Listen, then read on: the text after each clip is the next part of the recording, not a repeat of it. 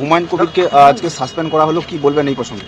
না, প্রথমত হচ্ছে সাসপেন্ড কেন করেছে তাদের দলের বিষয়ে সেটা নিয়ে তো আমার বক্তব্য নেই, কিন্তু হুমায়ুন কবির যে কথাগুলো বলেছেন, যেমন তিনি লোকসভা নির্বাচনের সময় বলেছেন আমরা 70 ওরা 30, মানে মুসলিমরা ওখানে 70 হিন্দুরা 30, আমরা চাইলে ভাগীরথীর জলে ভাসিয়ে দেব। তারপরে হুমায়ুন কবির বললেন যে এটা আমার কথা ছিল না, এটা মমতা ব্যানার্জির কথা ছিল।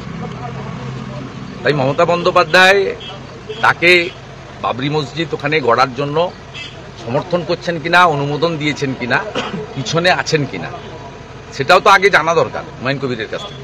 হুমায়ুন কবির বলেছেন যে উগ্র মৌলবাদী রাজনীতি করেছেন তিনি ইউসুফ পাঠানকে জেতানোর জন্য, অধীর চৌধুরীকে বা বিজেপিকে হারানোর জন্য, তিনি বলেছেন যেটা আমি করিনি, আমাকে দিয়ে করানো হয়েছে।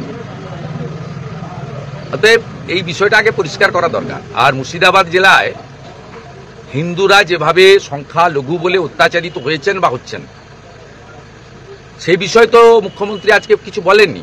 হরগোবিন্দ দাস, চন্দন দাস খুন হলো কেন? ধুলিয়ান শামশেরগঞ্জে 16% হিন্দু তাদের দেশি নৌকো করে রাত্রিবেলা ফরাক্কা পেরিয়ে বৈষ্ণবনগরে গিয়ে আশ্রয় শিবিরে খিচুড়ি খেয়ে থাকতে হলো কেন? এসব কথা তো উনি বলেননি।